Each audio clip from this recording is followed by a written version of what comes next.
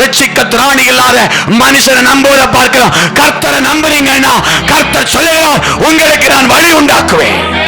ஹல்லேலூயா, ஹல்லேலூயா. நல்லா கவனிங்க. இஸ்ரவேல் ஜனங்கள் எகிப்தின் அடிமைத்தனத்திலிருந்து மீட்டெடுத்து கர்த்தர் சொன்ன கானானுக்கு புறப்பட்டு போகும்போது செங்கடல் தலையாக வந்தது. வழி இல்லை, வழி இல்லை. ஆனால் அவர் சொன்னார், நான் இருக்கிறேன்.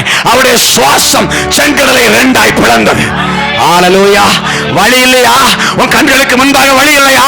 சகோதரா, உண்மையை ஆராதிக்க வந்திருக்கிறாயா? உண்மையாய் ஜெபிக்கிறாயா? இன்றைக்கு ஒரு தீர்மானம் எடுப்பாயா? ஜீவிய காலமெல்லாம் அவரையே துதிப்பேன், உள்ளளவும் அவரை கீர்த்தனம் பண்ணுவேன். தீர்மானம் எடுக்கிற பிள்ளைகளே, உங்களுக்காக கர்த்தர் பேசுகிறார். செங்கடல்கள் பிளக்கும், உங்களுக்கு வழி உண்டாகும்.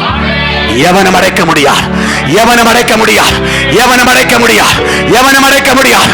தடை போல சத்துரு அடைத்தார், அவர் வாசல் திறப்பார். பின்னால பார்வோன் வந்தார், செங்கடல் அமிழ்த்து போடுவார். உனக்கு வழி உண்டாக்குறவர் எதிரி பின்தொடர முடியாதபடிக்கு அந்த சமுத்திரத்துக்குள்ளே அவனுக்கு சமாதி கட்டுவார் என் தேவன். ஹல்லேலூயா. என் தேவனுடைய வல்லமை அறியாத ஜனங்கள் தான் இன்றைக்கும் கடன், இன்றைக்கும் பிரச்சனை, என் சூழ்நிலை மாற என்று தேவ மகிமையை மட்டுப்படுத்தி புலம்பிக் கொண்டிருக்கிறார்கள். தேவனை அறிந்தவர் சொல்லுவான், இன்னும் துதிப்பே, இன்னும் துதிப்பே, இன்னும் துதிப்பே.